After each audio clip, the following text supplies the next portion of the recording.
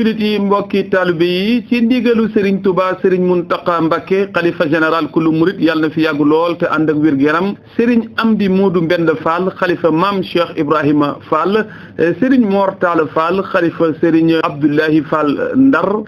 Serigne Cheikh Bintou Fall xalifa Serigne Modou Abdoulaye Fall Ndar ginnaaw bu mu leen nuyoo ziar leen ndokkeel leen jot ay ndigal ci ay kilifaam mooy am mbégte di yëgal mbokki julit yi murit yi rawatina njabootug Maam Cheikh Ibrahima Fall bis bi nga xam ne ni ci waajuram wu sell wa Serigne Modou Abdoulaye Fall Ndar moo ko sosoon ci ndigalul ay kilifaam ba bis bi egsi ci moom muy màggalug Maam Zeynabou Ndiaye di cant gi nga xam ne ci Serigne Modou Abdoulaye Fall Ndar moo ci daan santal soxna Maam Seynabou Ndiaye soxna Maam Jaara Buso ma ca Porokhane mu war a doon ren ñaar fukki fan ak juróom benn ci weeru février 2022 ca Touba Jannatul Mawa pencum Serigne Modou Abdoulaye Fall Ndar Serigne Cheikh Bintou Fall di ko yëgal rakk yi cheikh yi jëwriñ yi mboolem taalibe yépp di ñaanatem yàlla defal leen ci jàmm ak tawfiq ginnaaw loolu nag daayira bi ma ngi soññee ci wecceeku carte Maam Seynabou Ndiaye yi képp ku ci bëgg am lu la gën a leer